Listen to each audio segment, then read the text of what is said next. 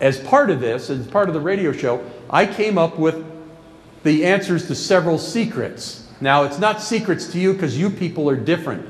You're involved in an organization that's talking about natural cures. So some of these secrets that I have is there's no food in the food. Now, is anybody in here surprised there's no food in the food? Let me tell you how it happened.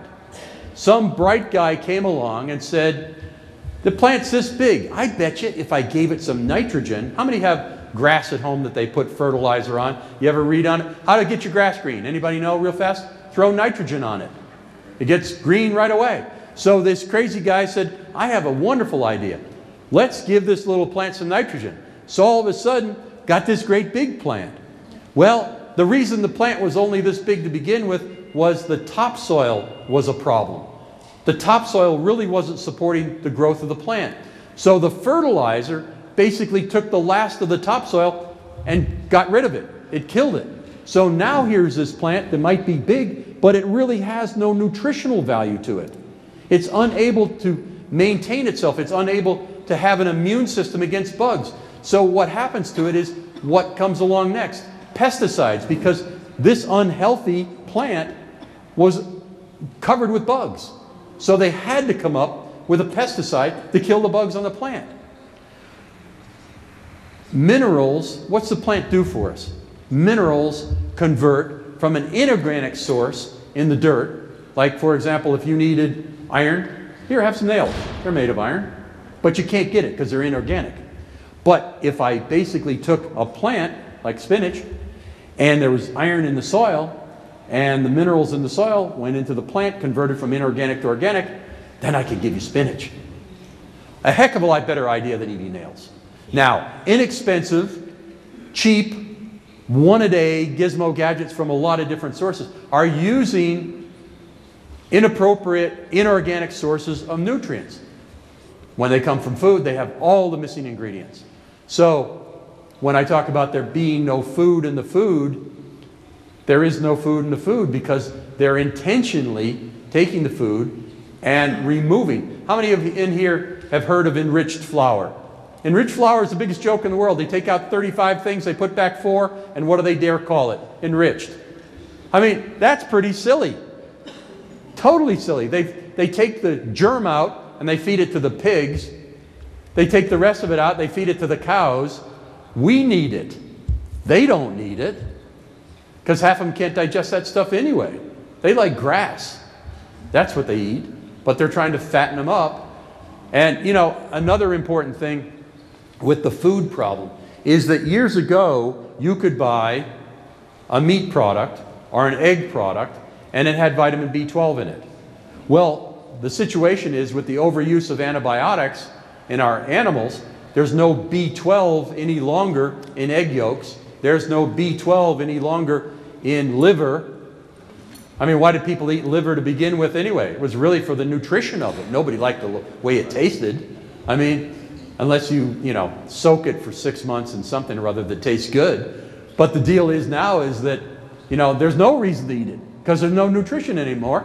And the thing of it is that liver has been used as a filter to take out all the poisons that they're giving the animal. So what's happening to our food is we are not getting what it is that we've been intended to get from these foods. Foods are being manipulated.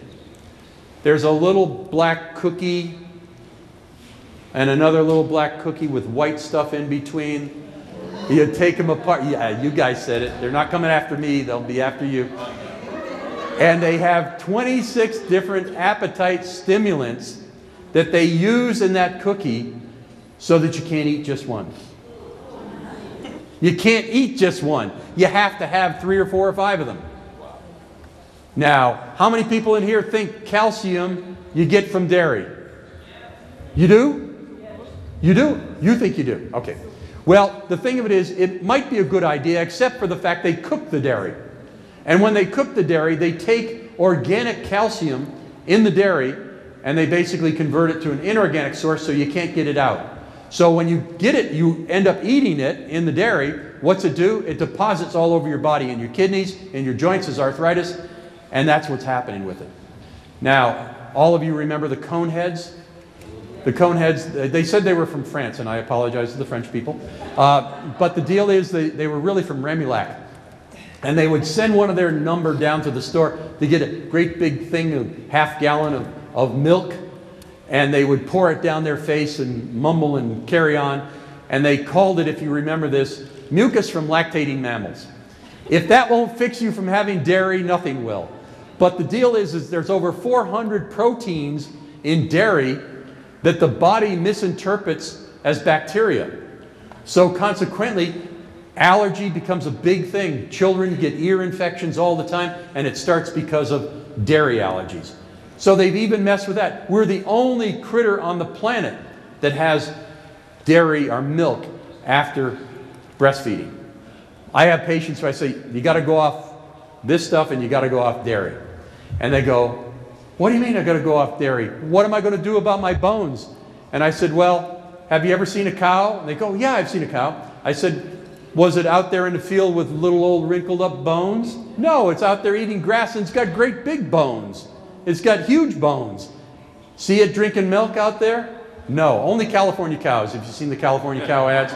Those cows are always slugging down milk. I think there's gin in it, but in any event, the deal is that we get sold a bill of goods by industry that has a big stake at hand, and that is to make money.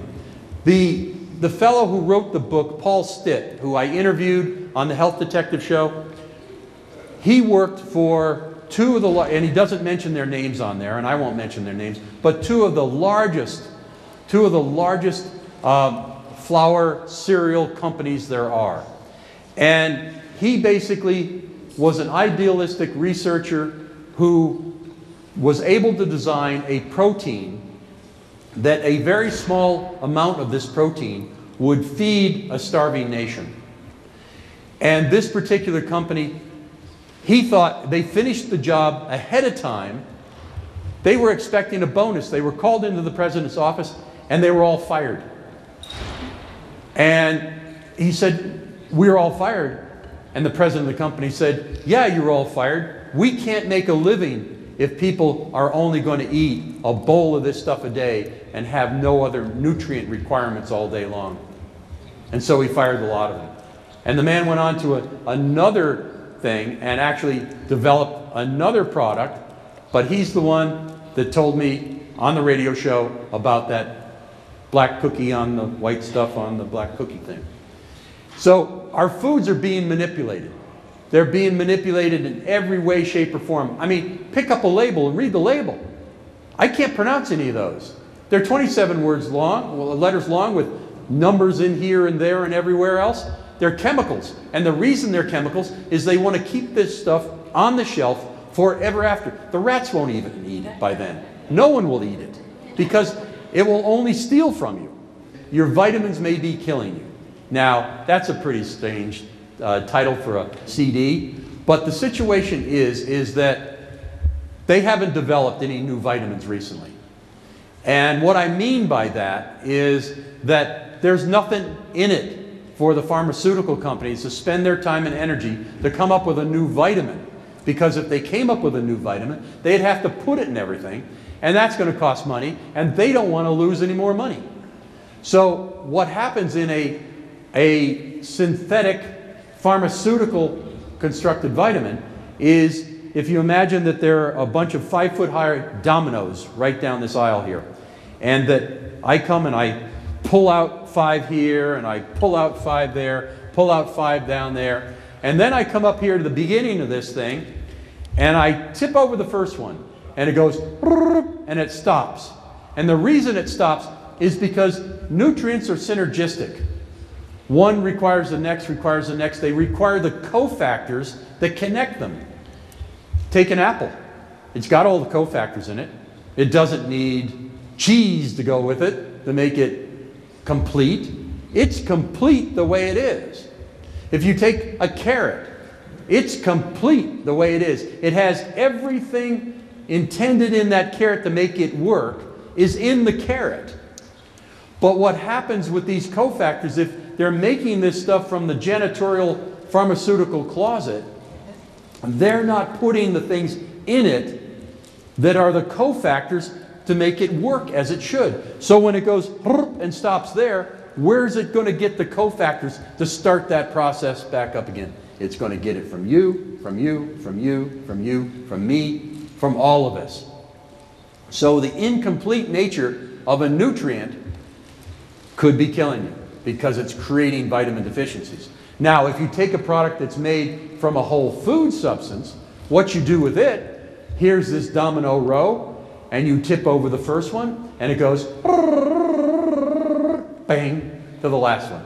Because it has all the cofactors, it has all the needed ingredients, it has all the other nutrients that were in the whole food that made the product to begin with.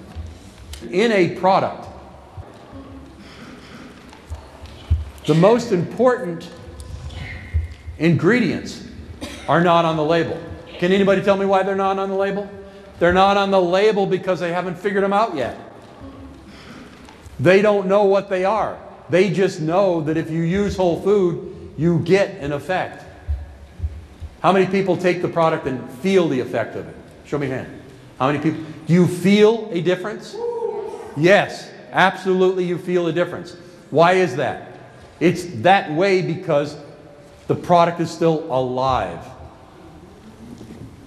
All these seminars, after a while, all run together, so I don't know if I've told you my potato story.